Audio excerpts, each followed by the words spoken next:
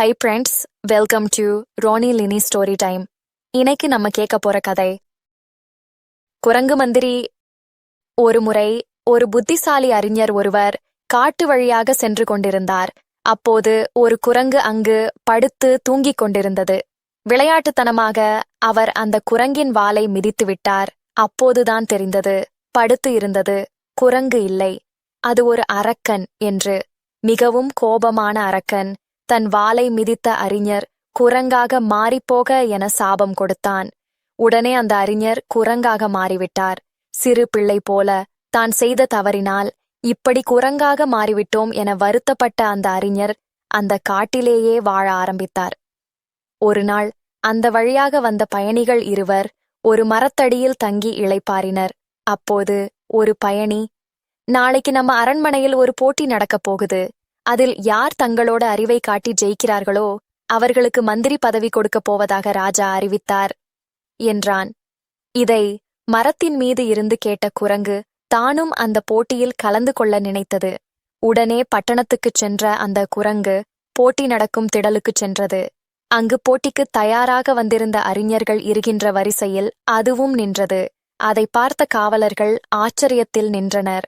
அந்த குரங்கு போட்டிக்கு பதில் எழுதுகின்ற ஓலையில் தன் பெயரை எழுதியிருந்ததை பார்த்ததும், இந்த குரங்கிக்கு வாய் பேச முடியவில்லை என்றாலும் எழுதி புரிய வைக்கின்ற திறன் இருக்கிறது, அதனால் இதுவும் போட்டியில் கலந்து கொள்ளலாம் என அறிவித்தனர். போட்டித்திடலுக்கு வந்த அரசர், எது கனமானது, இறகா இல்லை கல்லா என தன் முதல் கேள்வியை கேட்டார். எல்லா அறிஞர்களும் தங்களுக்கு தெரிந்த விடைகளை எழுதினர். சிலர் அறிவியல் பூர்வமான விடைகளை எழுதினர். ஆனால் குரங்கு, அது சூழலை பொறுத்தது, இலகுவான மனம் கூட குற்ற உணர்ச்சியின் பிறகு கனமாக மாறுகிறது என எழுதி கொடுத்தது.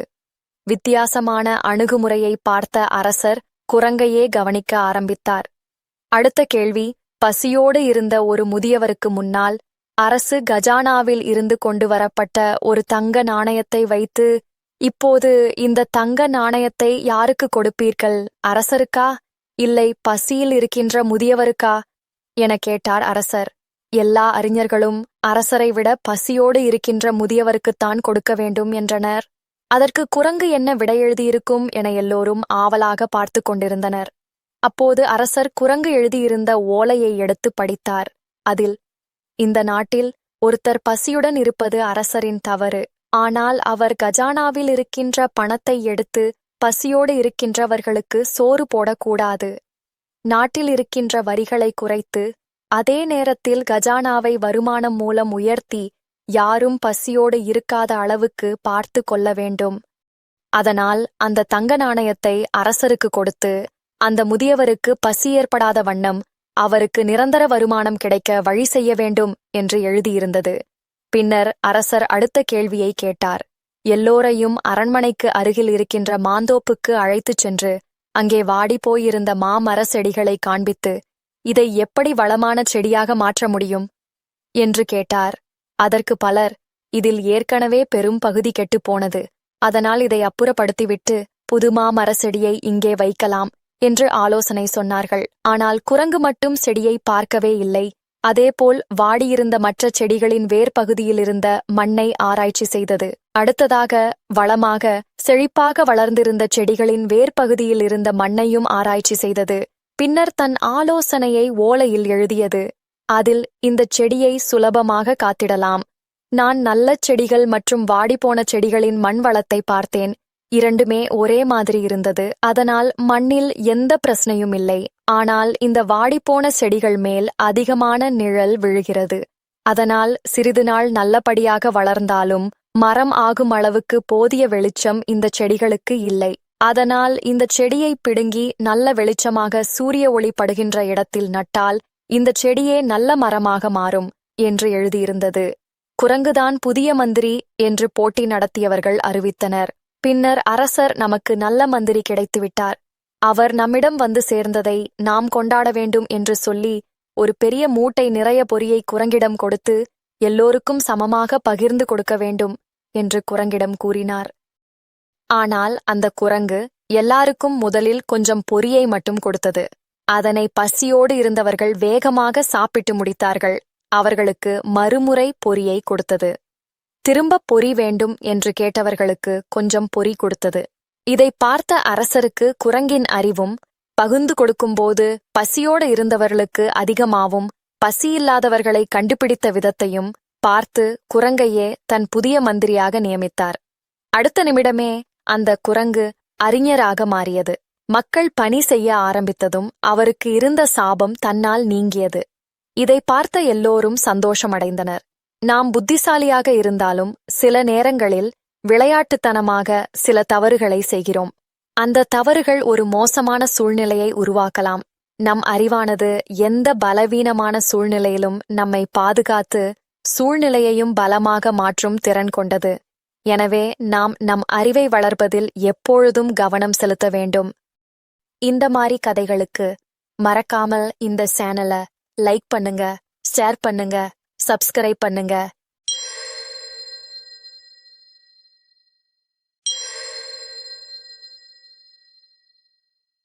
High friends, welcome to Rani Lini story time. இன்னைக்கு நம்ம கேட்க போற கதை காகம் மற்றும் ஆந்தை. ஒரு காலத்தில் ஒரு காட்டில் ஒரு வயதான ஆந்தை வாழ்ந்து வந்தது. அது தனது ஞானத்திற்கு பெயர் பெற்றது. காடுகளில் விலங்குகள் அடிக்கடி ஆந்தையிடம் ஆலோசனை கேட்கும். அந்த காட்டில் தற்பெருமைக்கு பெயர் போன காகம் ஒன்றிருந்தது. காகம் தனது பளபளப்பான இறகுகளைப் பற்றி பெருமிதம் பேசும். கேட்கும் எவரிடமும் தனது புத்திசாலித்தனத்தை பற்றி பெருமையாக பேசும். ஒரு நாள் காகம் ஒரு மரகிளைக்கு பறந்து சென்றது. அங்கு அமர்ந்திருந்த ஆந்தையிடம், நான் புத்திசாலித்தனமான பறவை. நான் சாதுரியமாய் பேசி மற்ற விலங்குகளிடமிருந்து உணவை திருட முடியும். ஆந்தை காகத்தை நோக்கி, அப்படியா, சொல்லுங்கள், உங்களை இவ்வளவு புத்திசாலியாக்குவது எது என்று கேட்டது. காகம் தனது ஏமாற்றும் திறனை பற்றி கூற, உயரமான மரங்களிலிருந்து பழங்களை திருட என்னால் முடியும். மற்ற விலங்குகளை ஏமாற்றி உணவை திருட முடியும். ஆனாலும் என்னை யாராலும் பிடிக்க முடியாது என்றது. ஆந்தை மெதுவாக கண் சிமிட்டி, ஆனால் சொல்லுங்கள், உங்கள் செயலின் விளைவுகளை நீங்கள் எப்போதாவது கருத்தில் கொண்டீர்களா என்றது. காகம் சிரித்து, நான் ஏன் கருத்தில் எடுத்துக்கொள்ள வேண்டும்? நான் விரும்புவதை என்னால் பெற முடியும், அதுதானே முக்கியமானது என கூறியது. புத்திசாலித்தனமான ஆந்தை பெருமூச்சு விட்டது. நீங்கள் கவனமாக இருக்க வேண்டும். ஆணவம் பெரும்பாலும் ஆபத்தில்தான் முடிவடையும் என்றது. காகம் ஆந்தையின் வார்த்தைகளை கேலி செய்து உணவு தேட பறந்தது. அது காட்டு வழியாகச் சென்றபோது ஒரு பெரிய ரொட்டித் துண்டு பாறையில் கிடப்பதைக் கண்டது. அதை கண்டுபிடித்ததில் மகிழ்ச்சியடைந்தது. கீழே இறங்கி ரொட்டியை தனது கொக்கில் பிடித்தது. ஆனால் காகம் பறந்து செல்லும் நேரத்தில் புதர்களிலிருந்து ஒரு நரி தோன்றியது. நரி அதனை கூப்பிட்டு, அன்புள்ள காகமே, உன் குரலைக் கேட்டேன். உன்னிடம் இவ்வளவு அழகான குரல் இருக்கிறது. எனக்காக பாடுவீர்களா என்றது. பாராட்டுக்களால் நனைந்த காகம் தனது திறமையை காட்ட முடிவு செய்தது. கொக்கிலிருந்த ரொட்டியை மறந்து பாடுவதற்கு வாயைத் திறந்தது. அது வாயைத் திறந்தவுடன் கொக்கிலிருந்து ரொட்டி தரையில் விழுந்தது. நரி அதை விரைவாக பிடுங்கிக் கொண்டு ஓடியது. தான் ஏமாற்றப்பட்டதை உணர்ந்த காகம் வெட்கமடைந்து பின்னர் ஆந்தையின் வார்த்தைகளை நினைவு கூர்ந்தது. காகம் மீண்டும் ஆந்தையிடம் பறந்து, நீ சொன்னது சரிதான். என் ஆணவத்தால் நான் என் உணவை இழந்தேன். ஆந்தை தலையசைத்தது. ஞானம் என்பது புத்திசாலியாக இருப்பது மட்டுமல்ல, இது உங்கள் செயல்களின் விளைவுகளை புரிந்து கொள்வது மற்றும் உங்கள் தவறுகளிலிருந்து கற்றுக்கொள்வது பற்றியது என்றது. காகம் ஆந்தைக்கு நன்றி சொல்லிவிட்டு பறந்து சென்றது. இனி பெருமையாக இல்லை, ஆனால் தான் கற்றுக்கொண்ட பாடத்தால் பணிவாக இருந்தது. இந்த மாதிரி கதைகளுக்கு மறக்காமல் இந்த சேனலை லைக் பண்ணுங்க, ஷேர் பண்ணுங்க, சப்ஸ்கிரைப் பண்ணுங்க.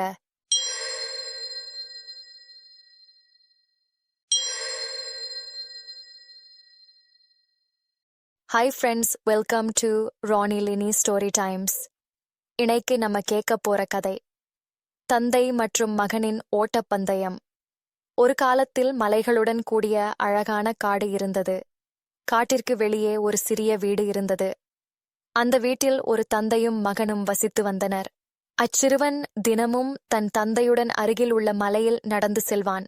ஒருநாள் அந்த சிறுவன் தன் அப்பாவிடம், அப்பா, இன்று ஒரு பந்தயத்தை நடத்துவோம், முதலில் மலையின் உச்சியைத் தொடுபவர் பந்தயத்தில் வெற்றி பெறுவார் என்றான். அப்பா ஒப்புக்கொண்டார்.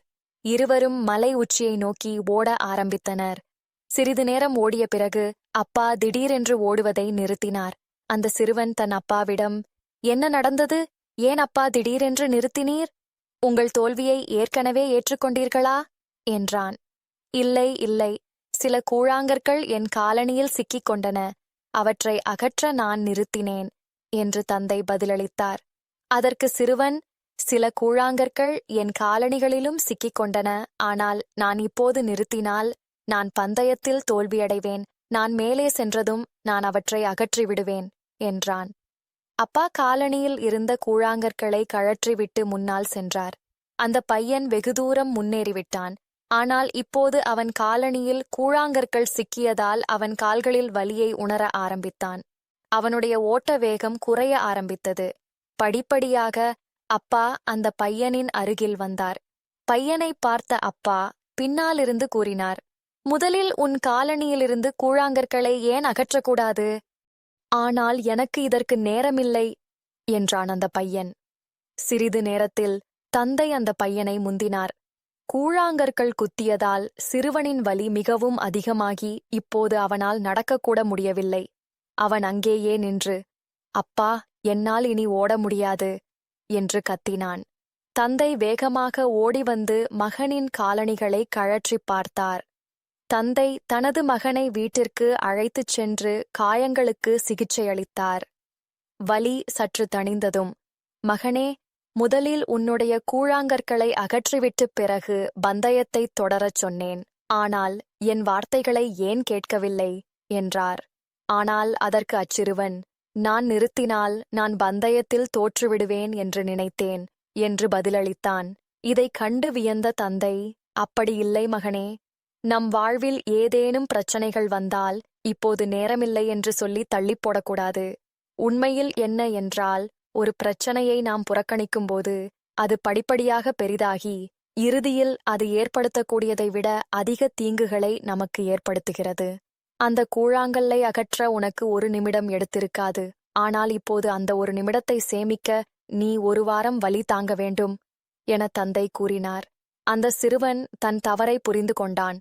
மேலும் நாமும் நாம் வாழ்வில் அந்த கூழாங்கல் போன்ற பிரச்சனைகள் சிறியதாக இருக்கும்போதே பிரச்சனையை கண்டுபிடித்து நிறுத்த வேண்டும். இல்லையெனில் தாமதித்தால் அது படிப்படியாக பெரிதாகி அதிக தீங்கு விளைவிக்கும். இந்த மாதிரி கதைகளுக்கு மறக்காம இந்த சேனலை லைக் பண்ணுங்க, ஷேர் பண்ணுங்க, சப்ஸ்கிரைப் பண்ணுங்க.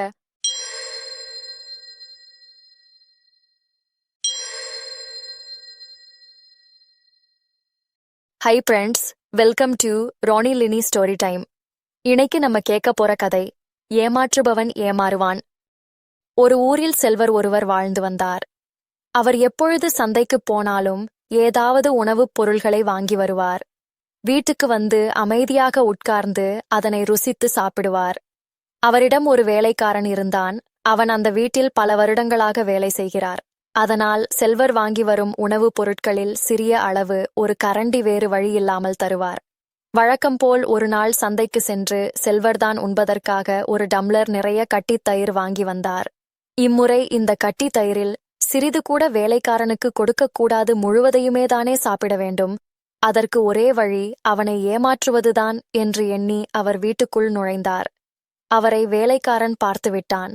அவன் செல்வரை நோக்கி, ஐயா, டம்பளரில் என்ன இருக்கிறது என்று கேட்டான். உடனே செல்வர், சுண்ணாம்பு வாங்கி வந்திருக்கிறேன். இதை சாப்பிட்டால் வயிறு எரிந்து வயிற்றில் வலி வந்து உடனே உயிர் போய்விடும். எக்காரணம் கொண்டு இதைத் தொடாதே. போய் இன்று முழுவதும் தோட்டத்தை உழுதுவிட்டு வா என்றார். வேலைக்காரனுக்கு செல்வர் தன்னை ஏமாற்றுகிறார் என்பது தெளிவாக புரிந்துவிட்டது. அவன் உடனே அந்த செல்வரை பார்த்து, ஐயா, வெற்றிலை பாக்கு போட அந்த டம்ளரில் இருக்கும் சுண்ணாம்பிலிருந்து சிறிது எடுத்துக் கொடுங்க என்றான்.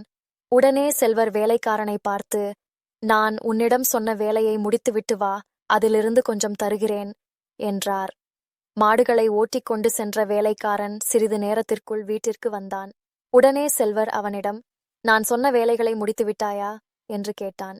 உடனே வேலைக்காரன் செல்வரை பார்த்து, ஐயா, எந்த வேலையும் என்னால் செய்ய முடியவில்லை. ஒரு மாட்டை கட்டினால் மற்றொரு மாடு அறுத்துக்கொண்டு ஓடுகிறது. இதில் நான் எப்படி தோட்டத்தை உழுவது என்றான். உடனே கோபப்பட்ட அந்த செல்வர், வேலையை செய்ய சொன்னால் விளையாட்டு காட்டுகிறாயா என்று கூறி அவன் முதுகில் ஓங்கி அறைந்தார். அவ்வளவுதான். அவன் செல்வரை பார்த்து, ஐயா, இது நாள் வரை யாருமே என்னை அடித்ததில்லை. நீங்கள் என்னை அடித்து விட்டீர்கள். இனி நான் உயிர் வாழ்ந்து எந்த பயனும் இல்லை. அந்த சுண்ணாம்பை குடித்து என் உயிரை விட்டு விடுகிறேன் என கூறிவிட்டு சமையல் அறைக்குள் ஓடினான். டேய், குடிக்காதே என்று அந்த செல்வர் அவன் பின்னாலே கத்திக் கொண்டு வந்தார். அதற்குள் அந்த டம்பளரில் இருந்த கட்டித் தயிர் முழுவதையும் அந்த வேலைக்காரன் குடித்து விட்டான். அப்போதுதான் தன் உரிமையாளர் தன்னை ஏமாற்ற முயன்றதை அறிந்தான். வேலைக்காரனை ஏமாற்ற நினைத்து தானே முடிவில் ஏமாந்து விட்டேனே என்று செல்வர் மனதில் கூறிக்கொண்டு அங்கிருந்து நகர்ந்தார். ஒருவரை ஏமாற்ற முயன்றால் ஒரு நாள் ஏமாற்றப்படுவோம் என்பதை இந்த கதையிலிருந்து நாம் புரிந்து கொள்ளலாம். இந்த மாதிரி கதைகளுக்கு மறக்காமல் இந்த சேனலை லைக் பண்ணுங்க, ஷேர் பண்ணுங்க, சப்ஸ்கிரைப் பண்ணுங்க.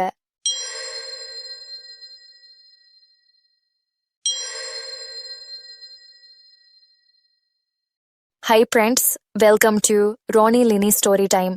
இன்னைக்கு நம்ம கேட்க போற கதை, ஒருவரை ஒருவர் குறை கூறுவது தவறு. ஓர் ஊரில் 2 நண்பர்கள் இருந்தனர். ஒருவர் சலவை தொழிலாளி. அவர் அரண்மனையில் அரசனின் ஆடைகளை பராமரித்து வருபவர்.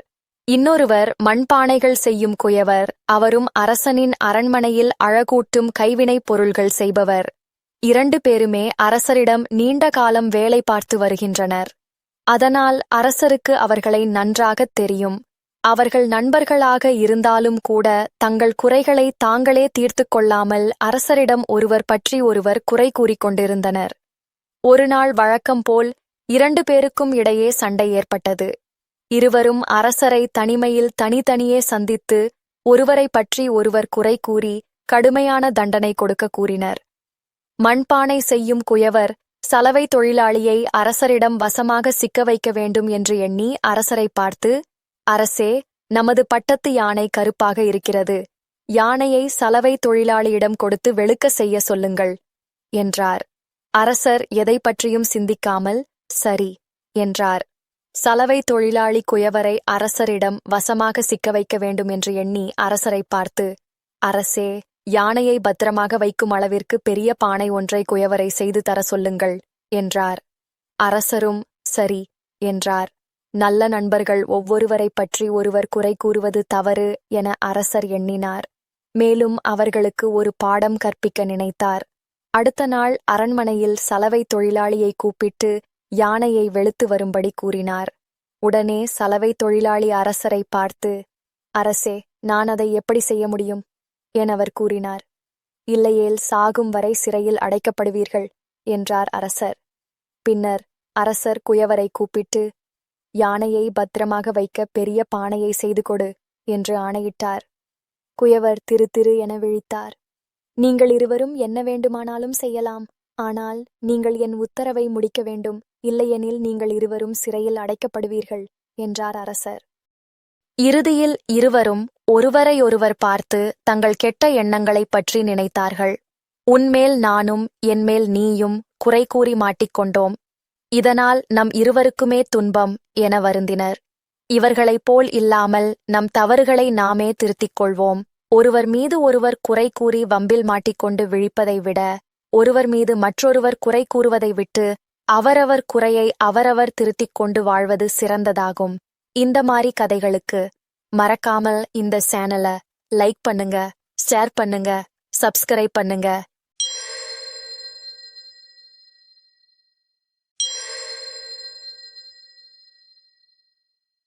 High friends, welcome to Rani Lini story time. இன்னைக்கு நம்ம கேட்க போற கதை, பொறாமை வேண்டாம். ஒரு கிராமத்தில் பண்ணையார் ஒருவர் வாழ்ந்து வந்தார். அவர் தன் வீட்டில் ஒரு நாயையும் பொதி சுமக்க ஒரு கழுதையை வளர்த்து வந்தார். கழுதையை வேலைக்காரன் ஒருவன் கவனித்து வந்தான். அவன் பண்ணையாரிடம் வேலைக்காரனாக பணியாற்றி வந்தான். பண்ணையாருக்கு அவர் வளர்க்கும் நாய் மேல் அதிக அன்பு இருந்தது. ஏனென்றால் அது 2 முறை திருடர்களை பிடித்து அவரிடம் ஒப்படைத்துள்ளது. அவர் வெளியே சென்று வீட்டிற்கு வந்தால் தன் வாலை ஆட்டிக்கொண்டே நன்றியை காட்டும். அவர் அமர்ந்திருக்கும் போது உரிமையாக சென்று அவர் மடியில் படுத்துக்கொள்ளும். அவர் நாயுடன் விளையாடுவார். பண்ணையார் அதற்கு இறைச்சி துண்டுகளையும் உயர்ந்த ரக உணவுகளையும் கொடுத்து மிகவும் அன்பாக வைத்திருந்தார். பண்ணையார் வீட்டில் வளரும் கழுதை பண்ணையார் நாய்க்கு மட்டும் இவ்வளவு சலுகைகளை வழங்குகிறாரே என்று பொறாமைப்பட்டது. பண்ணையார் நாய்க்கு கொடுக்கும் அத்தனை சலுகைகளையும் தான் பெற வேண்டும் என்று நினைத்தது. நாய் போல் தானும் ஒரு நாள் பண்ணையார் மடியில் படுத்து அவருடன் விளையாட வேண்டும் என திட்டம் தீட்டியது. கழுதையின் எண்ணத்தை நாய் புரிந்து கொண்டது. அது கழுதையை பார்த்து, நண்பா, எனக்கு கிடைக்கும் சலுகைகளைக் கண்டு நீ பொறாமைப்படாதே.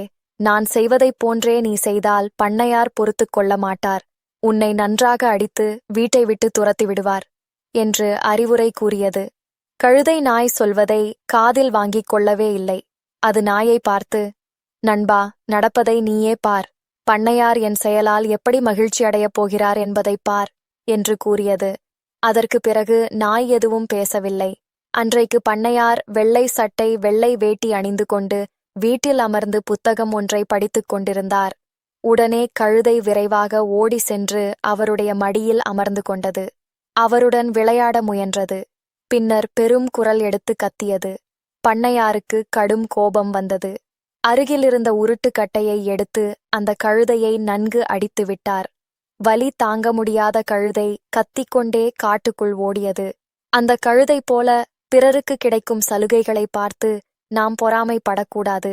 அவ்வாறு பொறாமைப்பட்டால் அது நமக்கு அழிவுதான் உண்டாக்கும்.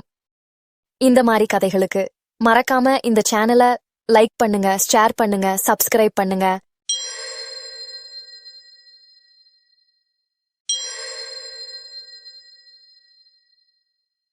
High friends, welcome to Rani Lini story time.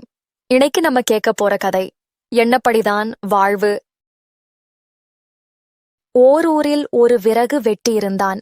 அவன் நாள்தோறும் ஊர் எல்லையில் இருந்து காட்டுக்கு சென்று விறகுகளை வெட்டி அவற்றை ஊர் மக்களிடம் விற்று பிழப்பு நடத்தி வந்தான். ஒரு நாள் அவன் வழக்கமாக விறகு வெட்டிக் கொண்டிருந்தான். அப்பொழுது அவனுக்கு களைப்பு ஏற்பட்டது. அங்கிருந்த ஒரு மரத்தின் நிழலில் படுத்தான். அந்த மரமானது நினைப்பதையெல்லாம் கொடுக்கும் மந்திர மரமாகும். இந்த விஷயம் அவனுக்கு தெரியாது. அப்பொழுது தென்றல் காற்று சில்லென்று வீசியது. அது அவனுக்கு சுகமாக இருந்தது. இம்மாதிரியான நேரத்தில் ஒரு பஞ்சு மெத்தை இருந்தால் எவ்வளவு நலமாக இருக்கும் என்று அவன் மனதில் நினைத்தான். என்ன ஆச்சரியம்! அடுத்த கணம் அவன் அருகில் ஒரு கட்டிலும் அதில் பஞ்சு மெத்தையும் வந்து சேர்ந்தது. விறகு வெட்டிக்கு மகிழ்ச்சி தாங்க முடியவில்லை. நாள் முழுவதும் கடினமாக உழைத்ததால் அவனுக்கு உடம்பெல்லாம் வலித்தது.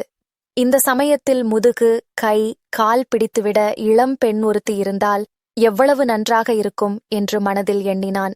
என்ன அதிசயம்! அடுத்த கணம் அங்கு ஓர் இளம்பெண் தோன்றி அவனுடைய கை கால்களை பிடித்து விட்டுக் கொண்டிருந்தாள். விறகு வெட்டிக்கு ஒன்றுமே புரியவில்லை.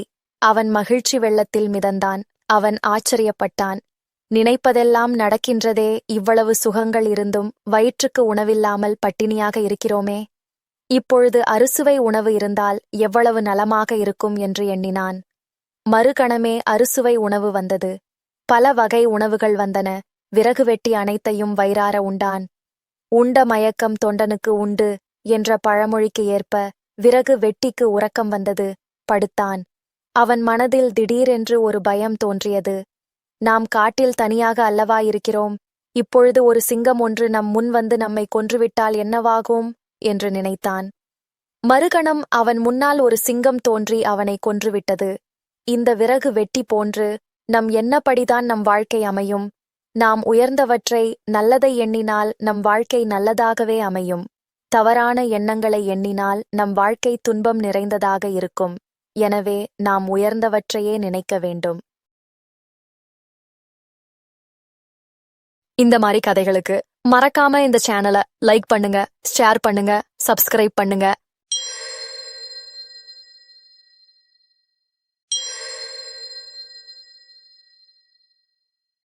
High friends, welcome to Roni Lini story time.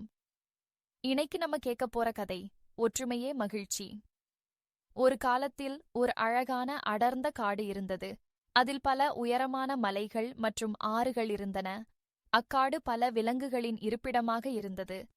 அந்த காட்டில் லில்லி, என்ற மென்மையான வெள்ளை ரோமங்கள் மற்றும் பெரிய கண்கள் கொண்ட ஒரு புத்திசாலி முயல் மற்றும் மேக்ஸ் என்ற கடினமான வட்டமான ஓடு கொண்ட ஆமை இருந்தது. அவர்கள் இருவரும் சிறந்த நண்பர்கள். அவர்கள் ஒன்றாக காடுகளை ஆராய விரும்பினர். அவர்கள் சவாலான மலையில் ஏற விரும்பினார்கள். ஒரு நாள் அவர்கள் ஏற விரும்பியது போல் உயரமான மலையைக் கண்டார்கள். லில்லி வேகமாகவும் சுறுசுறுப்பாகவும் இருப்பதால் மேலே வேகமாக சென்றது. அதே நேரத்தில் மெதுவாக செல்லும் மேக்ஸ் மெதுவாக அதன் பயணத்தை ஆராய்ந்து அனுபவிக்க விரும்பியது. லில்லி விரைந்து சென்றது. அது மலையின் உச்சியை அடைந்தது. ஆனால் விரைவில் அவள் தனியாக இருப்பதை உணர்ந்தாள்.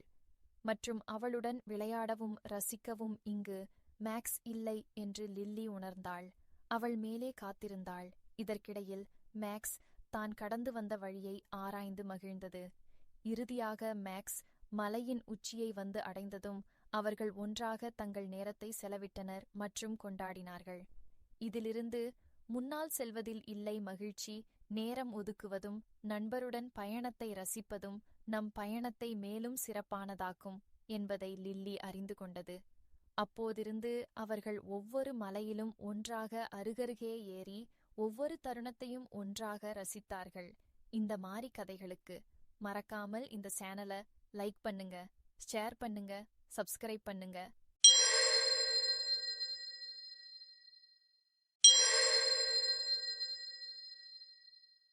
High friends, welcome to Roni Lini story time. இன்னைக்கு நம்ம கேட்க போற கதை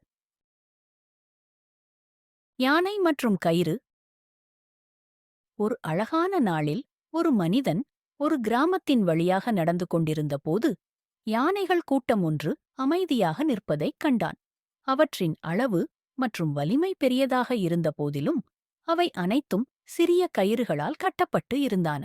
யானைகள் கூட்டம் அவற்றைப் பிடிக்க மிகவும் பலவீனமாக தோன்றின.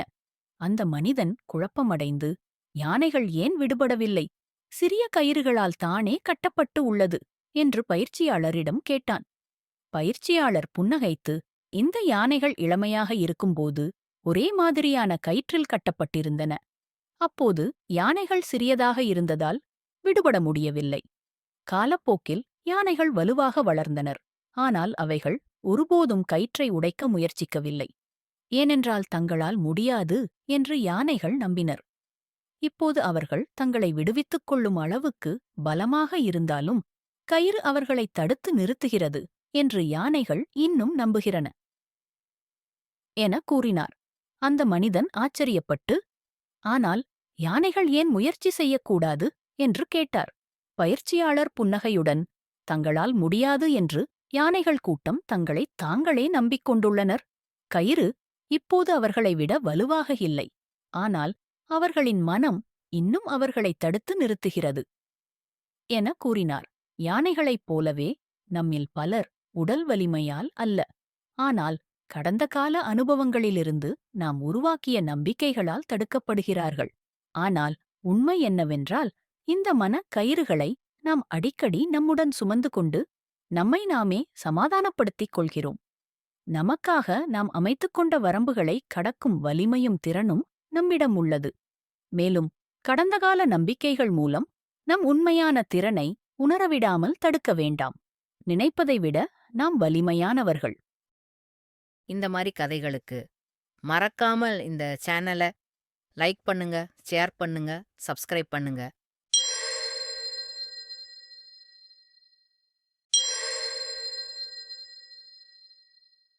High friends, welcome to Roni Lini story time.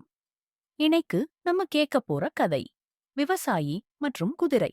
ஒரு காலத்தில் ஒரு அழகான கிராமத்தில் ஒரு ஏழை விவசாயி ஒரு குதிரை வைத்திருந்தார். ஒரு நாள் அவனுடைய குதிரை காணாமல் போனது. அவரது பக்கத்து வீட்டார்கள் தங்கள் அனுதாபத்துடன், என்ன துரதிர்ஷ்டம், உங்கள் குதிரை காணாமல் போய்விட்டது என்று கூறினர். விவசாயி பொறுமையாக, அப்படி இருக்கலாம், இல்லாமலும் இருக்கலாம், பார்ப்போம் என பதிலளித்தார். சில நாட்களுக்குப் பிறகு அவரது குதிரை 3 காட்டுக் குதிரைகளை கூட்டிக் கொண்டு வந்தது. அக்கம்பக்கத்தினர் ஆச்சரியத்துடன், நீங்கள் எவ்வளவு அதிர்ஷ்டசாலி, இப்போது உங்களிடம் 4 குதிரைகள் உள்ளன மெடடீரு என்று கூறினர்.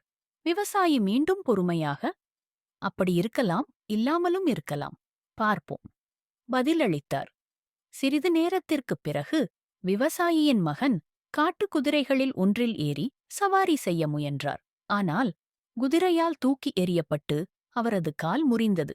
அக்கம்பக்கத்தினர் மீண்டும் வந்து, "என்ன துரதிர்ஷ்டம், உங்கள் மகனுக்கு கால் உடைந்து விட்டது" என்றனர். அதற்கு விவசாயி, "அப்படி இருக்கலாம், இல்லாமலும் இருக்கலாம், பார்ப்போம்" என்று கூறினார். சில வாரங்களுக்குப் பிறகு நாடு போருக்குச் சென்றது. மேலும் அனைத்து இளைஞர்களும் சண்டையிடத் தயார்படுத்தப்பட்டனர். விவசாயியின் மகன் காலுடைந்த நிலையில் போருக்குச் செல்வதில் இருந்து காப்பாற்றப்பட்டார். அக்கம்பக்கத்தினர் மீண்டும் ஒருமுறை சொன்னார்கள், "உன் மகன் போருக்குச் செல்லாதது எவ்வளவு அதிர்ஷ்டம்" என்று. மீண்டும் ஒருமுறை விவசாயி பதிலளித்தார், "அப்படி இருக்கலாம், இல்லாமலும் இருக்கலாம், பார்ப்போம்." வாழ்க்கை ஏற்ற தாழ்வுகள் நிறைந்தது. எந்த நேரத்தில் ஏது நல்லது, ஏது கெட்டது என்பதை தீர்மானிக்க கடினமாக இருக்கும். சில நேரங்களில் துரதிர்ஷ்டம் போல் தோன்றுவது நல்ல அதிர்ஷ்டமாகவும் மாறும். ஒவ்வொரு சூழ்நிலையும் மாறக்கூடும். என்ன நடக்கிறது என்பதன் உண்மையான மதிப்பை நேரம் வெளிப்படுத்துகிறது. இதனை அறிந்து நாம் பொறுமை மற்றும் முன்னோக்கு பார்வையுடன் இருக்கிறது மிக அவசியம். இந்த மாதிரி கதைகளுக்கு மறக்காமல் இந்த சேனலை லைக் பண்ணுங்க, ஷேர் பண்ணுங்க, சப்ஸ்கிரைப் பண்ணுங்க.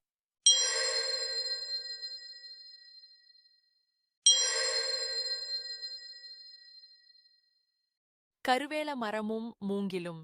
ஒரு காலத்தில் அமைதியான காட்டில் ஒரு வலிமையான கருவேல மரமும் மென்மையான மூங்கில் ஒன்றும் இருந்தன. கருவேல மரம் அதன் வலிமையைப் பற்றி பெருமிதம் படும். அது எவ்வளவு உயரம் மற்றும் உறுதியானது என்று அடிக்கடி பெருமைப்படும். எந்தப் புயலையும் என்னால் தாங்க முடியும், நான் என்றென்றும் நிலைத்திருக்கும் வலிமை கொண்டவன் என்று தன்னை நினைத்து பெருமிதம் கொள்ளும். அடக்கமாகவும் அமைதியாகவும் இருக்கும் மூங்கில் காற்றில் மெதுவாக அசைந்து, "நான் உடையக்கூடியவன், ஆனால் நான் வளையத்தக்க தன்மை கொண்டவன்" என்று அடிக்கடி கிசுகிசுக்கும். ஒரு நாள் ஒரு பெரிய புயல் வந்தது. கருவேல மரம் காற்றை எதிர்ப்பதில் உறுதியாக நின்றது. ஆனால் புயல் கடுமையாக வீசியதால் அதன் கிளைகள் முறிந்து தண்டில் விரிசல் ஏற்படத் தொடங்கியது. அது பலமாக இருந்தபோதிலும் கருவேல மரம் இறுதியில் காற்றினால் பிடுங்கப்பட்டது. இதற்கிடையில் புயலின் சக்தியால் மூங்கில் தாழ்வாக வளைந்து முன்னும் பின்னுமாக அசைந்தது. புயல் கடந்ததும் மூங்கில் முறியாமல் தாங்கிக் கொண்டு மீண்டும் தலை நிமிர்ந்து நின்றது. இருப்பினும் கருவேல மரம் அதன் பெருமையை தன் உடைந்த கிளைகளுடன் சேர்த்து இழந்தது. மேலும் வலிமை என்பது எப்போதும் உறுதியாக நின்று எதிர்ப்பதில் இல்லை. சில நேரங்களில் உண்மையான பலம் என்பது வாழ்க்கையின் சவால்களை எதிர்கொள்ளும் போது வளைந்து கொடுப்பதிலும் உள்ளது என்று கருவேல மரம் புரிந்து கொண்டது.